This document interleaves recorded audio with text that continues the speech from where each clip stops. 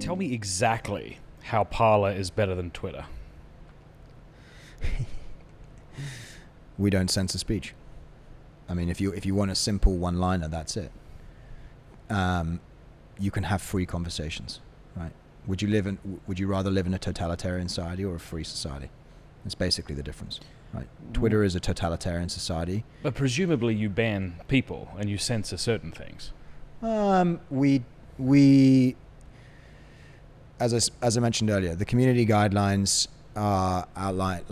outrule financial doxing, pornography,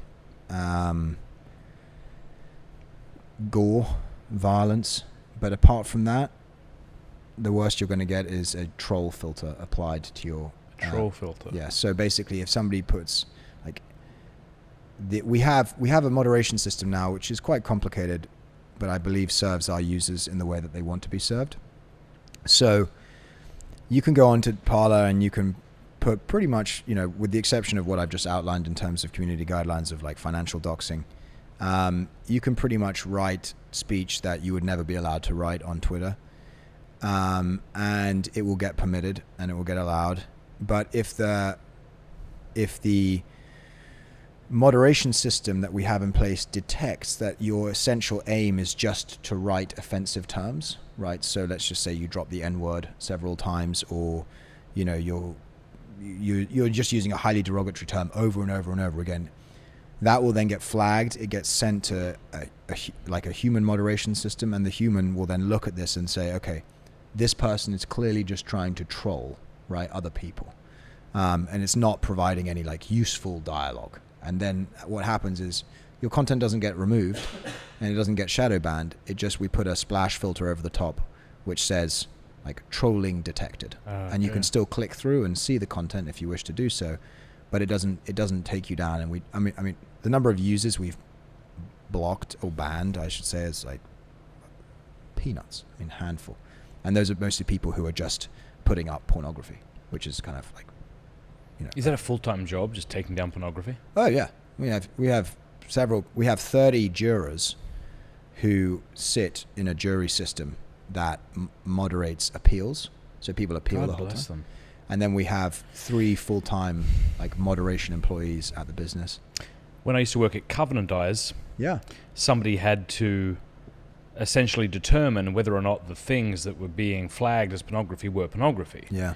And they have a system that sees a very low resolution image of that page so as not to expose these poor people to these images. Yeah. And they were also free therapy was made available to them weekly during office hours. I mean, what's that like for your people, having to see this disgusting stuff? Yeah, I mean, someone's got to do it. Yeah, exactly. I can see why. It's kind of like the police officer who has to determine whether or not something was child pornography. Yeah. Nobody wants that police officer exposed to it, but somebody has to do it. Yeah, I mean, we try and put as much through the computer learning system as possible, so that the actual exposure to it is de minimis to human eyes. One of the moderation girls, I've walked past her desk a few times, and I've seen things that I know that she's having to view. Bless and I her. mean, it's just. Bless her. I mean, I guess to some extent, it's just they're used to it. There's a kind of professionalism about it. They get on with it. They crack on. It's done well. It's done sensibly, and just they get on with it. Mm. Yeah. It's a tough job. I mean, I presume you don't want to be seen as a right-leaning platform. Presumably you wish to be open to everybody who cares about free speech. Correct. How are you seeking to make that known? Yeah. I mean, that's something that I constantly, battle against, which is just that, well, you're just MAGA light, you're just Trump light, you're conservative light. And in some ways, there's a couple of answers to this. One of which is our influencer programs, which we try and attract influencers onto the platform through. We reach out to both left and right. Mm-hmm. And I've always there's actually there's even an evolution of that concept, which is that comes back to what we said earlier, as that concentric circle of opinions, which is politically acceptable to the left, gets smaller and smaller and smaller and smaller. I will only agree with you if I'm a black, trans, disabled, lesbian, gendered, whatever. Like, it's just that circle gets so small that at the end of the day, it's like there's only like 5 people in it, right? And so eventually what that means is that like everyone's going to get cancelled, right? So this is what I joke about the whole time. I'm like, listen, they're going to come for you one day. Like, it's just it's going to happen because that circle is getting ever smaller. So if that person, first of all, like I kind of make that pitch to the left. I'm like, listen, you're probably going to get cancelled by your own team one day. You may just not see it yet. You may be willfully ignorant of it yet, but may as well start an account. Yeah, exactly. Come on. Exactly. What's the harm, right?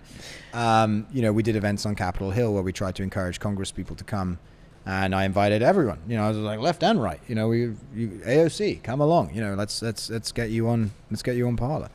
I like to kind of make the pitch that Parler would be as appealing in Franco's Spain as it would be in Soviet Russia. It's kind of like whatever side of the political aisle you fall on, like there's a view for free speech in both societies. There's a need for it. Other than free speech, why should somebody choose Parler over Twitter? Is it better in other ways? Because one of the things I hate about Twitter is how it forces you to truncate your message. Well, yeah, we have a 1,000 character limit instead of 240, and obviously Twitter's only went up to 240 after it was at 120 for a very long time.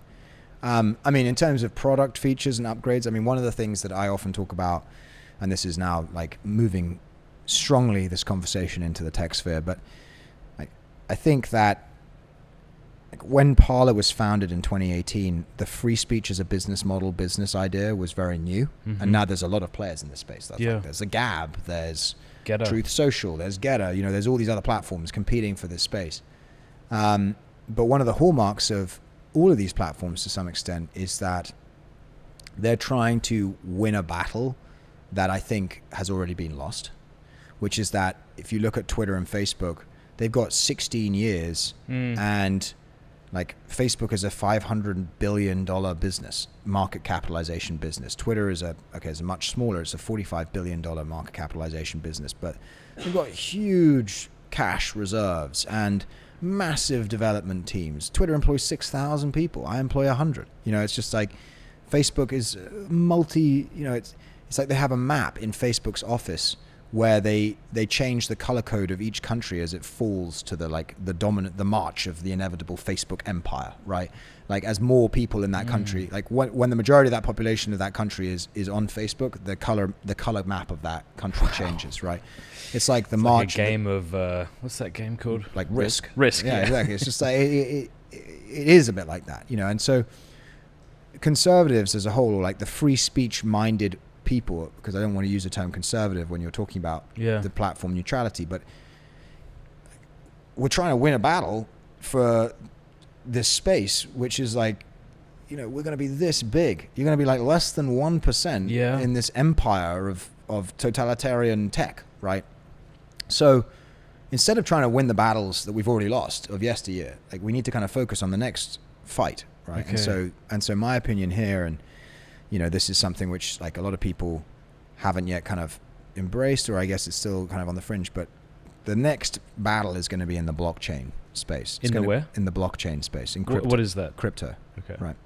And so you're already seeing this happen, right? It's just that people aren't aware of it yet. Like Web3, as it's called, which is the embrace of crypto, the embrace of the blockchain, like blockchain central platforms, crypto-centered platforms, are already starting to centralize.